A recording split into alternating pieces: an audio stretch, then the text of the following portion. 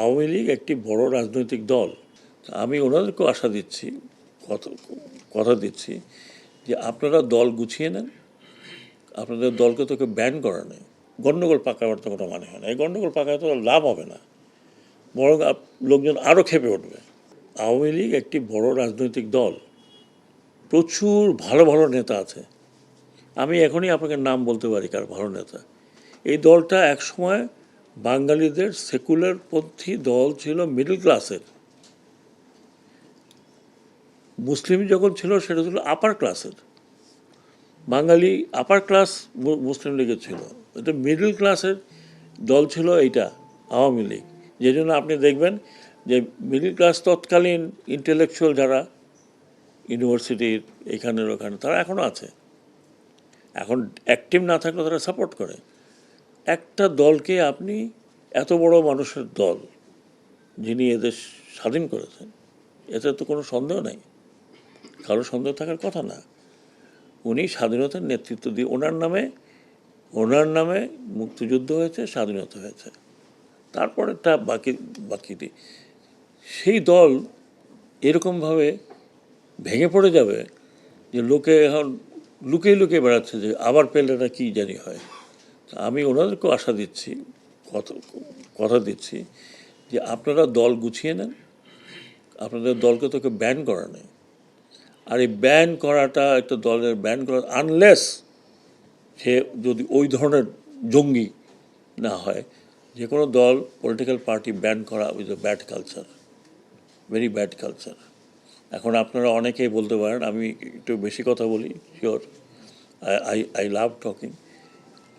আপনারা অনেকে বলে যে জার্মানিতে নাৎসি পার্টি ব্যান করা হয়েছিল। ইয়েস, সেটা করা হয়েছিল ইন দ্য কনস্টিটিউশন, যে নাৎসি পার্টি বলে কোনো পার্টি কনস্টিটিউশনে দেওয়া আছে, কোনো পার্টি বিস্ময়ে কোথাও এই পার্টি হবে না, ইন জার্মান কনস্টিটিউশন। তার মানে আপনি নাৎসিদের বা নাজিদের বোঝেন, তাদের ফ্ল্যাগ, তাদের সিম্বল, তাদের কোনো কিছু যদি কেউ ধারণ করেন, ইল বি পানিশেবল। আমাদের দেশে তো এটা করে নাই। বঙ্গবন্ধুর 1972 কনস্টিটিউশনে কোনো পার্টির নাম তো ছিল না, যে এই পার্টি ব্যান করতে হবে, ওই পার্টি থাকবে না, ওটা থাকবে না। তো মুসলিম লীগও তো ছিল, সব দিকে ছিল। পলিটিক্যাল পার্টিকে ব্যান করা, এটা পলিটিক্যাল ফায়দা হাসিল করার জন্য।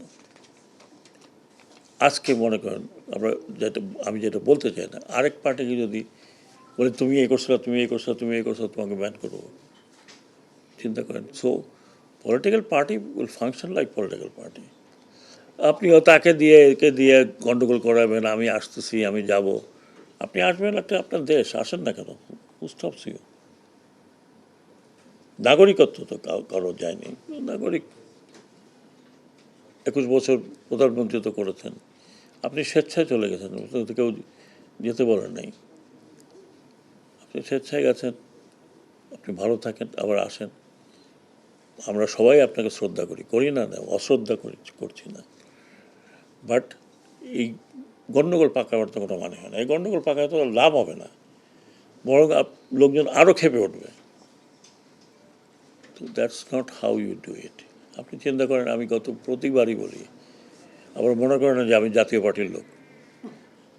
জাতীয় পার্টির কী দশা হয়েছিল, কিন্তু বেঁচে গেল কেন? হোসেন মোহাম্মদ এরশাদ জেলের মধ্যে চলে গেছে, এইটাই ছিল তার সিম্বল। এবং জেল থেকে উনি 5টা আসন পেয়েছেন। হ্যাঁ, 6 বছর জেল ছিল।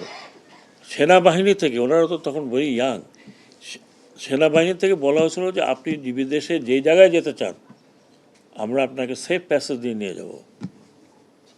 বেঁচে আছেন জেনারেল নুরুদ্দিন, এখনও বেঁচে আছেন। জিজ্ঞেস করেন, আমার কথা যদি মনে করেন ঠিক না, জেনারেল নুরুদ্দিনকে আপনারা যান যে স্যার এরকম কথা কিনা। উনি খবর পাঠিয়েছেন যে আপনি যে দেশে যেতে চান যান, নাহলে আপনাকে জেলে যেতে হবে। বলছে আমি কোন দেশে যাব? অনেকে মনে করছে উনি সৌদি আরবে চলে যাবেন।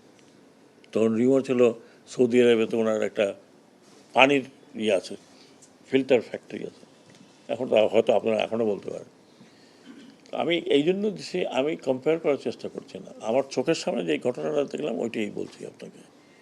তো ওনারা আমাকে আমাকে বলেছেন যে যারা শাহবাগে এই ধরনের বসে আন্দোলন করছেন ওদের বুঝাবেন যে it doesn't make any sense, অনর্থক, ইউ আর বিকামিং, আপনি একটা আরেকজনের খেলা খেলছেন, আপনি আরেকজনের খেলা খেলছেন, আপনি নিজের খেলা তো খেলছেন না। আর যা কিছু হয়েছে ওনারা যেটা হয়েছে কিছু কিছু জায়গায় আমি কালকেও বলেছি যে আমি ক্ষমা প্রার্থী as a citizen and as head of this মন্ত্রণালয়। এটা আমাদের দায়িত্ব, আমরা দায়িত্ব যে কোনো কারণে হোক পালন করতে পারিনি, বাট আমি কথা দিচ্ছি আমি খুঁজে বের করব, আমি খুঁজে বের করব। কারণ এই লোকগুলো পারপাসলি ইচ্ছা করে, মন্দিরে কী আছে, কোনো সোনা আছে? তা আপনার যদি মন্দিরে গোল্ড থাকে তাহলে আর মন্দির দেখাই দিই আমি কোথায় কোথায় গোল্ড আছে, সেখানে যান।